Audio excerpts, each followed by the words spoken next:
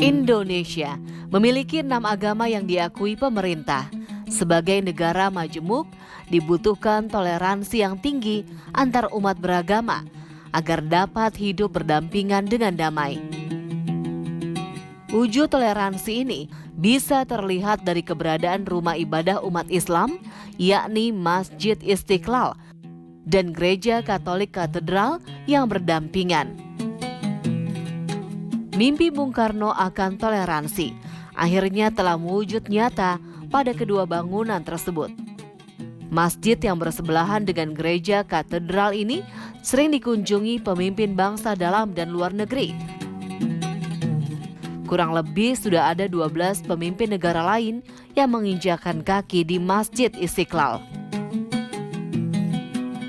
Masjid Istiqlal adalah masjid nasional negara Indonesia dan masjid terbesar di Asia Tenggara. Lokasinya berada di timur laut Tugu Monas di pusat ibu kota Jakarta. Masjid ini merupakan kebanggaan bangsa Indonesia sebagai ungkapan dan wujud dari rasa syukur bangsa dan rakyat Indonesia yang mayoritas beragama Islam. Atas berkat dan rahmat Allah Subhanahu wa Ta'ala yang telah menganugerahkan nikmat kemerdekaan dari cengkraman penjajah selama kurang lebih 350 tahun. Di tahun 1953, tepatnya setelah kemerdekaan, para tokoh Islam berkumpul untuk mencetuskan ide mendirikan sebuah masjid.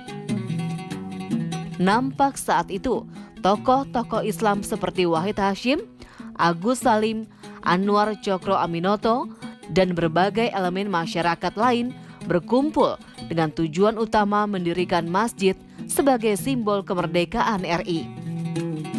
Setelah kita merdeka, menyadari bahwasanya memang jumlah umat Islam di Indonesia itu mayoritas, maka dimulailah pembicaraan.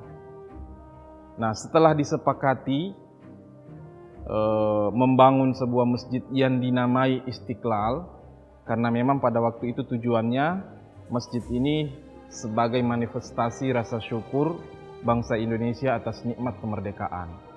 Dan karena beliau, Bapak Insinyur Soekarno adalah seorang insinyur, mengerti tentang bangunan, panitia mengangkat beliau sebagai kepala bidang teknik pembangunan Masjid Istiqlal. Jadi perlu saya garis bawahi di sini bahwasanya ide mendirikan Masjid Istiqlal itu ide bersama, ya, termasuk Bung Karno. Setahun kemudian, tepatnya 7 Desember 1954, dibentuklah yayasan yang difungsikan sebagai panitia pendirian masjid. Sebelumnya, telah disepakati nama Istiqlal sebagai nama masjid yang dalam bahasa Arab memiliki arti kemerdekaan. Masjid ini dibangun oleh Frederick Silaban dari sayembara yang diadakan oleh panitia pembangunan masjid. Frederick sendiri merupakan seorang Protestan asal Bonandolo, Sumatera Utara. Terpilihnya Frederick sendiri bukan tanpa proses yang panjang. Panitia pembangunan sempat mengadakan sayembara tentang rancang bangun masjid. Ada 5 peserta yang memenuhi kriteria dari total 27 peserta. Pada tanggal 5 Juli 1955, rancangan Frederick Silaban dengan konsep ketuhanan disetujui oleh Presiden. Dan waktu itu memang sangat mungkin orang tidak mempermasalahkan yang namanya latar belakang, dan terutama proyek-proyek arsitektur pada saat itu, dan terutama untuk 3 proyek yang itu tadi, Masjid Istiqlal, Bank Indonesia, dan juga Tugu Nasional, itu kayak semacam tidak lagi dipertentangkan bahwa itu adalah pro Indonesia, pro Belanda atau apa gitu. Saya rasa waktu kompetisi itu dicetuskan, semua orang yang bekerja di Indonesia pada saat itu tidak mempermasalahkan bahwa itu adalah pro Indonesia, pro Republik, pro Belanda, karena konflik itu sebenarnya sudah menipis.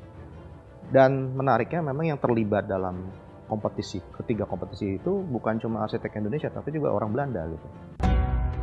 Arsitektur masjid ini menerapkan konsep geometri sederhana seperti kubus, persegi, dan bola. Kubah setengah bola yang berukuran raksasa menggambarkan tentang keagungan dan monumental.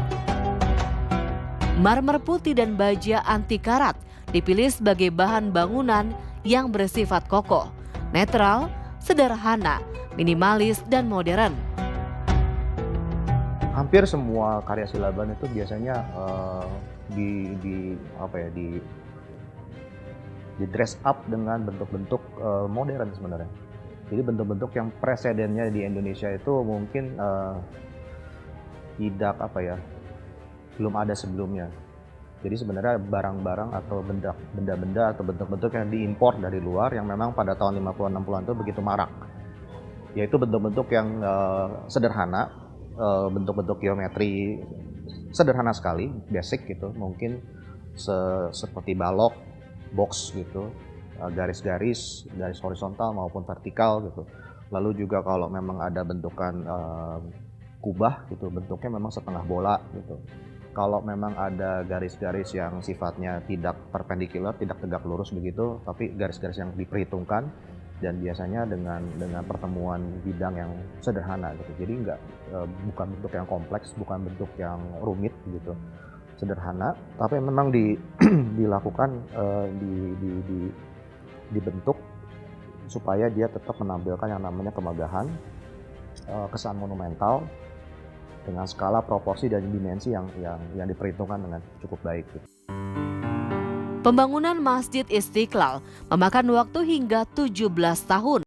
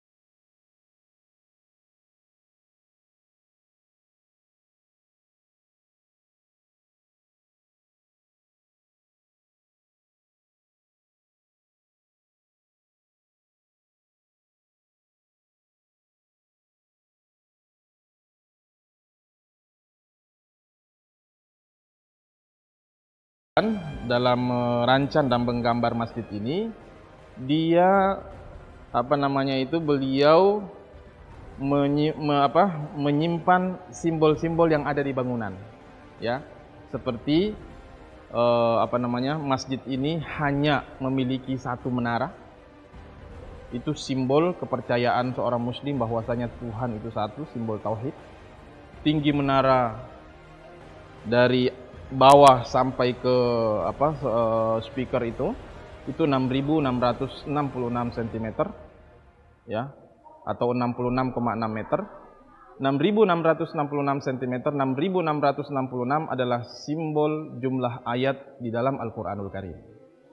Kemudian di atas speaker itu ada besi menjulang ke langit, lancip, itu tingginya 30, itu adalah simbol daripada 30 juz Al-Qur'an. Lalu Masjid Istiqlal dimahkotai oleh satu kubah yang besar, ya, di gedung utama itu hampir menutupi semua atap di lantai utama. Kubah ini adalah merupakan simbol politik atau simbol nasional karena diameternya 45 meter, itu kembali ke tahun 1945, tahun kemerdekaan bangsa Indonesia. Kemudian di atas kubah yang besar ada bulan dan bintang, ya, fungsinya sebenarnya untuk penangkal petir, tetapi itu tingginya 17 meter, simbol dari tanggal 17. Lalu di atas gedung pendahuluan ada kubah kecil berdiameter 8, simbol dari bulan Agustus.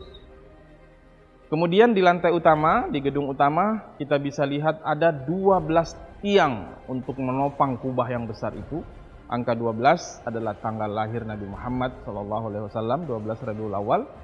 Kemudian gedung utama juga terdiri dari 5 lantai. 5 itu adalah simbol dari 5 rukun Islam, 5 waktu sholat, dan 5 Pancasila. Kalau kita perhatikan simbol-simbol yang ada, Pak Silaban itu menggabungkan antara simbol kemerdekaan dengan simbol nasional. Artinya bangsa Indonesia boleh mencintai, mengagumi ajaran agama yang dia yakini. Sebagai umat Islam tentunya dia mencintai agama Islam, tetapi jangan lupa cinta kepada tanah airnya. Karena bagaimana kita mau melaksanakan ajaran agama yang kita yakini kalau tanah air kita kacau atau tanah air kita tidak ada. Seperti itu yang pesan yang ingin beliau sampaikan. Kini, Masjid Istiqlal memiliki energi baru setelah selesai renovasi di tahun 2021. Lebih dari sekedar simbol kemerdekaan, tapi juga menjadi tempat bersatunya umat yang penuh kasih, saling menghargai, dan bertoleransi antara sesama bangsa Indonesia.